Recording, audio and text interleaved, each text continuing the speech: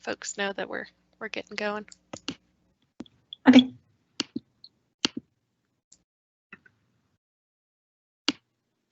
Ok, bienvenidos a CIRES Nueva Ciencia en Casa. Esta vez vamos a aprender sobre paleoclimatología con nuestra invitada Lina Pérez Ángel. Me voy a introducir. Mi nombre es Lidia Guamán. Soy estudiante de doctorado en Ciencias de la Atmósfera en Texas A&M. Hoy les voy a presentar a Lina Pérez Ángel. Ella es estudiante de doctorado en Ciencias Geológicas en la Universidad de Colorado Boulder. Ella es colombiana, nacida y criada en Colombia. Ella terminó su pregrado en Geociencias en 2015. Trabajó en Colombia por un año en distintos proyectos con artistas, geólogos, biólogos y arqueólogos. En 2016 se encaminó hacia los Estados Unidos para continuar sus estudios de posgrado. Actualmente Lina está involucrado con varias para apoyar e incrementar estudiantes de diversos orígenes y culturas en las ciencias naturales. Y está desarrollando su posgrado, su doctorado en ciencias geológicas en la Universidad de Colorado en Boulder. Ella también tiene un proyecto de divulgación científica bilingüe en redes sociales llamado GeoChat, que lo pueden encontrar en Twitter. Este movimiento o este proyecto es para promover el conocimiento de las ciencias de la Tierra, ciencias planetarias y atmosféricas en la comunidad latina. Quiero comentarles que durante la presentación pueden colocar sus preguntas en el cuadro a la derecha, en el cuadro de preguntas y respuestas, y al final de la presentación, Lina nos va a responder estas preguntas. Ok, ahora comenzamos con la presentación. Lina, ¿estás lista? Sí, vale. Ok, adelante. Vale, muchas gracias, Lidia, por la presentación. Y muchas gracias a CIRES y NOAA por esta gran iniciativa de intentar comunicar más ciencia en español. Bueno, hoy yo les voy a hablar sobre qué es paleoclima y los paleoclimatólogos que somos más como detectives del clima. Entonces, para empezar, la primera parte, quisiera que pensáramos primero en esta película que se llama La Era de Hielo, o en inglés Ice Age. Y cuando piensan en esta película, digamos, ¿qué es lo primero que se les viene a la cabeza?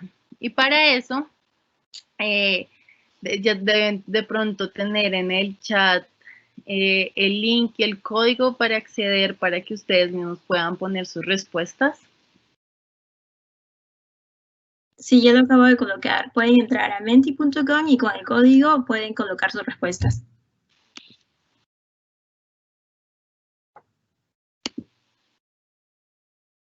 Mamuts, temperatura bajo cero, frío, sí. Sobre todo el mamut.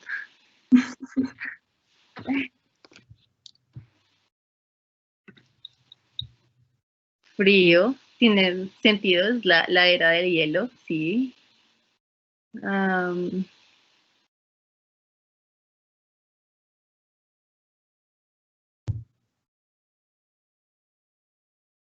Bueno, pero pues básicamente la idea de pensar en esto, en lo que es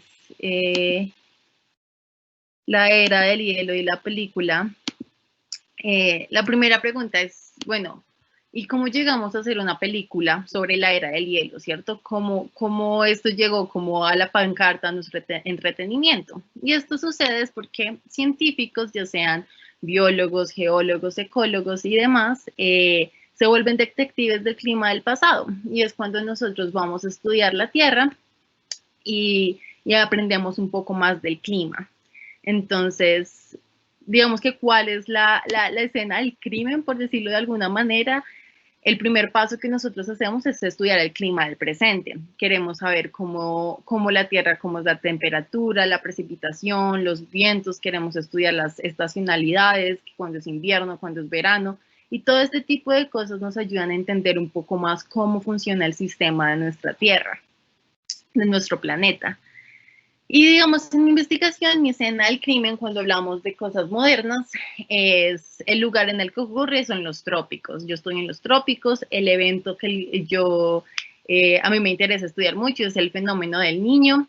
Y el acertijo a resolver en todo esto de detectives es cómo se ven afectados los Andes de Colombia con el fenómeno del Niño. Entonces, la siguiente pregunta es que si alguien alguna vez ha escuchado sobre el fenómeno del Niño. Entonces, para esto vamos otra vez atrás a las preguntas. Aquí. Muy bien, entonces si tienen ahí en menti.com deben tener la opción de decir si han escuchado o no han escuchado sobre el fenómeno del niño y la niña.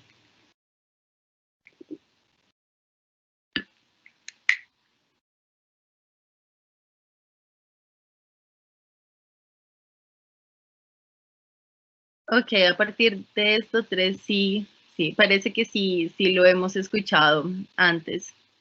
Entonces, ¿qué pasa con este fenómeno del niño y la niña?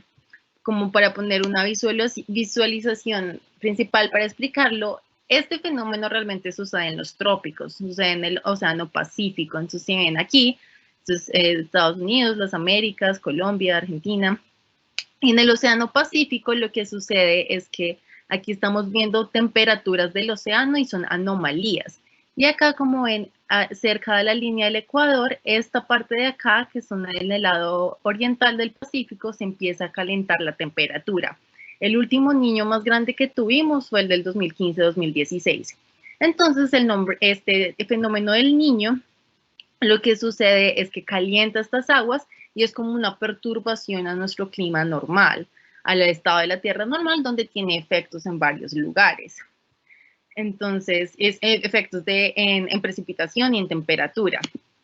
Entonces, digamos, una de las maneras de saber es cómo afecta este fenómeno a algunos lugares del mundo. Entonces, este fenómeno es también conocido que sale en noticias. Digamos, en Colombia, el niño es muy seco, pero también viene la niña, que es como la contraparte.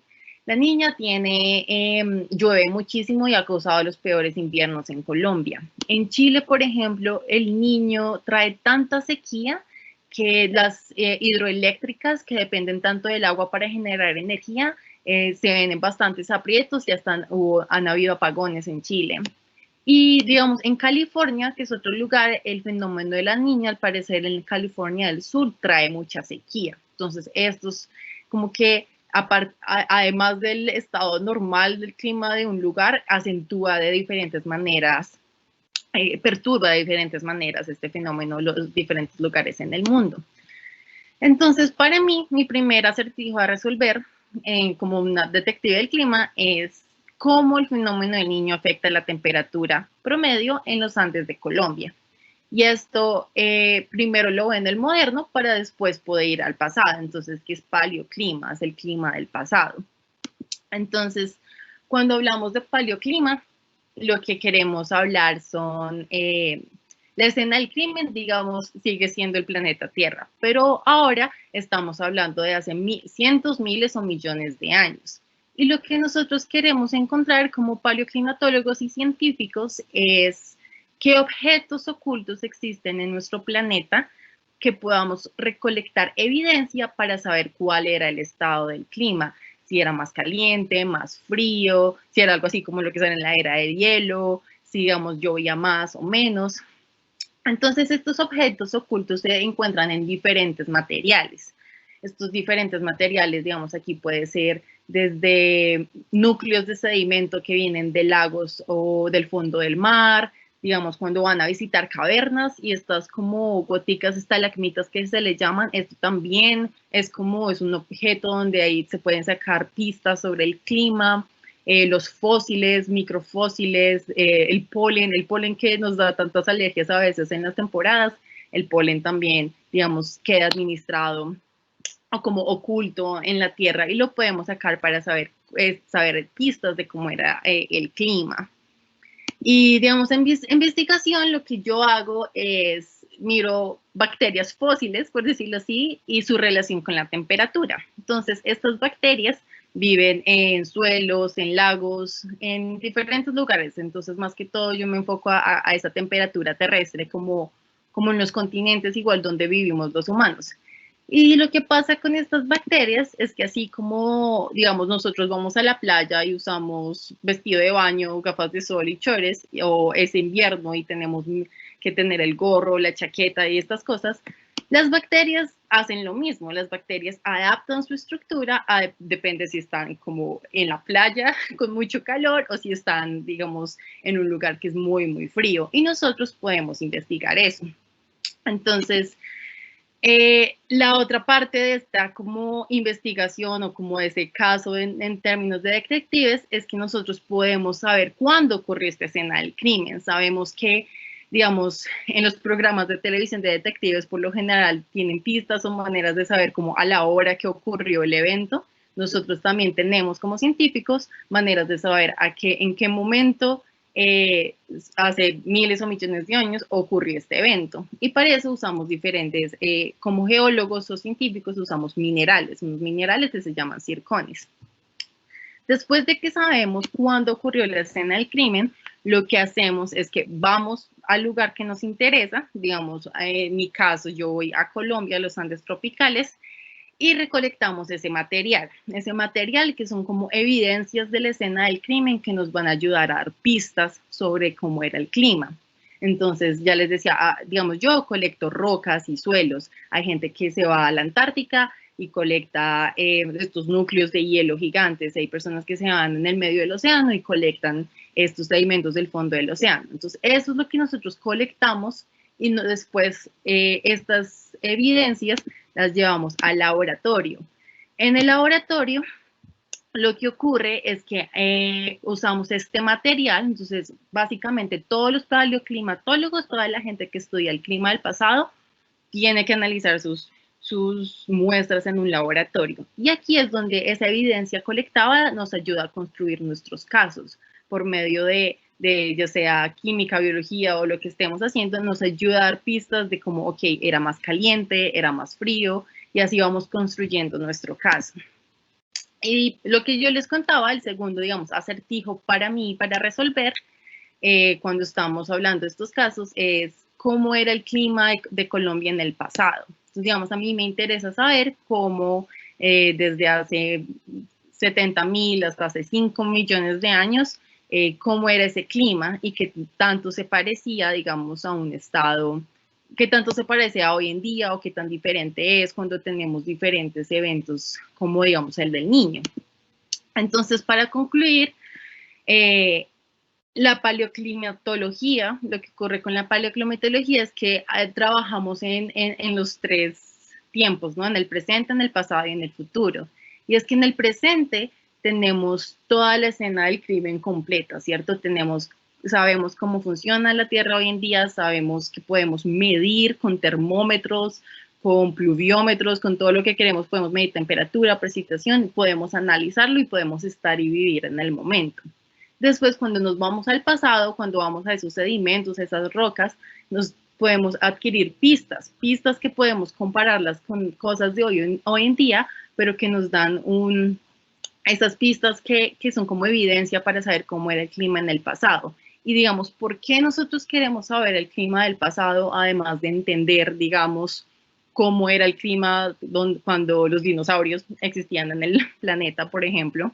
Queremos también saber qué va a pasar en el futuro con todo esto del calentamiento global, y sabemos que las temperaturas promedios del planeta están incrementando y demás. Como paleoclimatólogos nosotros queremos comparar cosas del pasado para saber si es que hacia allá estamos yendo, cómo va a ser el futuro, qué va a pasar, digamos, si se incrementa 1 grado centígrado en ciertos lugares, se va a expresar diferente, no solo en temperatura, pero en lluvias, en huracanes, en todo este tipo de fenómenos climáticos y meteorológicos. Y ya, ese es el fin de mi presentación. Muchas gracias, Ligia. Muy interesante tu presentación. Ok, ahora pasemos a la sección de preguntas. Para la audiencia, si tienen alguna pregunta, pueden colocarla en la parte derecha, en el cuadro de preguntas y respuestas, y yo las voy a leer y Lina nos va a contestar las preguntas. Tenemos unas cuantas preguntas para ti. La primera es, ¿en dónde recolectas rocas? Las rocas que yo recolecto es en la cordillera oriental de Colombia. Entonces, en Colombia, la capital de Colombia es Bogotá y queda en la cordillera oriental, y yo voy alrededor de Bogotá y, digamos, por lo general colecto rocas como de esas cuando uno va manejando y ve como el pelado de la montaña, tal cual. Ese es como el tipo de rocas que yo voy y colecto. ¿Y todas las rocas te sirven o solo algunas? Solo algunas. Entonces, digamos, como yo lo que veo son, intento extraer material orgánico de las rocas. Las rocas que a mí me sirven son rocas sedimentarias. Eso quiere decir como las areniscas, lodos, digamos, lo que hay en el fondo de lagos. Ese tipo de rocas son las que a mí más me sirven. ¿Y qué tan antiguas? ¿Cuál es la edad de esas rocas? Entonces, para esas rocas, las que yo trabajo son lo más antiguo que es, digamos, mi investigación, mi proyecto, son como 6 millones de años más o menos. Pero pueden llegar a ser como tan jóvenes como 70.000 años. Entonces, digamos que yo empiezo desde 70.000 años y me voy como hasta 5 o 6 millones de años en diferentes rocas que están como en diferentes lugarcitos cerca de la cordillera. Hay otra pregunta que está relacionada a esta pregunta, es ¿cómo estudias las rocas en tu laboratorio? Lo que yo hago en mi laboratorio, entonces el laboratorio en el que yo trabajo es geoquímica orgánica. Eso quiere decir que es química orgánica con geología. Y lo que hacemos es que esas rocas las traemos, las molemos, se muelen y después se extraen con solventes orgánicos. Entonces lo que uno quiere extraer son lípidos. Y lo que yo les contaba esto de las bacterias es que las bacterias, como esa ropa que ellos se ponen en su estructura, son lípidos, así como, no sé, como el colesterol que uno tiene. Son lípidos que uno puede extraer que quedan como conservados en la roca. Entonces, eso es lo que hago. Clara, creo que acabas de responder la siguiente pregunta, que es ¿cómo es el trabajo del laboratorio? Entonces, nos acabas de explicar muy bien eso. Con eso. Y después de que extraemos con solventes, usamos solventes líquidos para extraer eso. O sea, digamos, una manera que lo pueden pensar cuando uno extrae solventes es si son mujeres o incluso hombres, no sé, y se han pintado las uñas y después uno se quita las uñas con acetona, como con el removedor. Eso es en realidad un químico como que nosotros a veces usamos para extraer cosas. No exactamente el removedor de uñas, pero algo así parecido que uno puede quitar. Y si se dan cuenta cuando uno lo quita, cómo se queda pegado al algodón, básicamente es lo que nosotros hacemos, lo mismo, y luego lo pasamos a máquinas que nos ayudan a hacer como mediciones mucho más precisas y pequeñitas también. Genial. Hay otra pregunta que es de Win. Dice, buen día, sobre las bacterias fósiles, ¿qué más nos puedes comentar? Por ejemplo, ¿cuánto viven? Sí, entonces estas bacterias fósiles, lo más, digamos, viejo que se han encontrado que estas bacterias fósiles pueden vivir es desde el Cretácico. Es como lo que yo sé que ha sido más viejo, es decir, cuando existían los dinosaurios. Parece que cuando existían estos dinosaurios, también habían estas bacterias y que se han quedado preservadas. Por lo general, o sea, en este momento, el área en el que yo trabaja mucho en cómo funcionan estas bacterias hoy en día, por cuánto tiempo viven y eso, pero por lo general cuando hablamos en cuando se preservan en la naturaleza, pueden representar cientos de años como en una misma franja cuando se van acumulando. Claro, y cuando los encuentras ya están desintegrándose, supongo. Exacto, entonces lo que uno encuentra, digamos, una buena manera de pensarlo es que uno a veces se va, no sé, como que he escuchado que se encuentra como el hueso del dinosaurio o de un delfín fósil o un tiburón gigante de antes. Más o menos nosotros hacemos lo mismo, pero de manera como molecular, ¿cierto? Entonces encontramos ese fósil de la bacteria, pero obviamente las bacterias, sabemos, son tan pequeñas que no es como que uno se lo encuentre, sino que lo extraemos, pero es como ese mismo concepto. ¿Y es posible que una bacteria congelada pueda vivir muchos años y que cuando se la descongela sigue viva? Uy. ¿O no? Pues yo sé que así es como intentan mantenerlas por varios años, como cuando las bacterias que usan intentan congelarlas para que mantengan, pero desconozco por cuántos años pueden durar. Sé que pueden ser más de 3, al menos. Wow, wow, congeladas. ¿Y Sí. qué otros fósiles te podrían interesar o te pueden servir para que estudies el fenómeno del niño? Aparte de rocas. Como otro fósil molecular que llamo, que a mí me interesa y que estoy empezando a ver es vienen de las plantas. Entonces, cuando pensamos en las hojas, en las plantas, ¿cierto? Las hojas de las plantas por lo general tienen como una cobertura grasosa, que es como una cobertura brillante. Esa cobertura también está hecha de unos lípidos llamados de hidrocarburos, que significa que es como un lípido muy sencillo, que solamente tiene hidrógeno y carbono. Y esos lípidos también parece que se quedan administrados o preservados en las rocas. Y cuando estudiamos esos lípidos, digamos, en lo moderno, podemos relacionar qué es lo que uno está viendo en el pasado. Entonces, digamos, esos también es un buen complemento para lo que yo intento hacer. Genial. ¿Y cómo estudiarías el fenómeno del niño con esas hojas de las plantas? Pues la conexión es que, bueno, o sea, primero lo que hago es cómo funciona el fenómeno del niño hoy en día, digamos, en Colombia, que es la zona que yo estudio. Entonces, en Colombia, por lo general, en los Andes de Colombia y hacia la zona Caribe, el niño trae mucha sequía y altas temperaturas, como que se incrementa la temperatura y, y la sequía. Y lo que empezamos a ver es cómo las plantas, digamos, o las mismas bacterias pueden reaccionar a esto. Entonces, digamos, si es muy seco, qué pasa cuando no hay tanta agua, cómo se puede ver en la estructura de las plantas como esta escasez de agua. Intentamos estudiarlo así hoy en día para ver si en el pasado estamos viendo algo similar. O si es lo suficientemente claro que en el pasado, cuando sacamos estas pistas, digamos que la evidencia es clara. O digamos, muchas veces lo que nos ocurre es que la evidencia puede ser muy confusa y no tenemos muy claro cómo funcionaba antes. Muy interesante.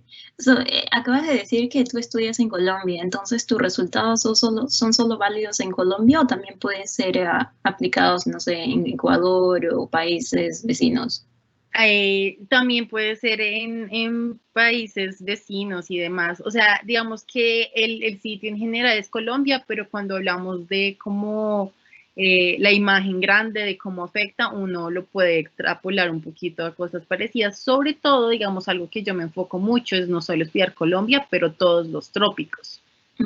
Entonces, cómo funcionan todos los trópicos y sobre todo porque el clima del pasado en los trópicos todavía hay mucho por analizar, entonces intentamos ver, es como añadir un puntico en una historia muy grande.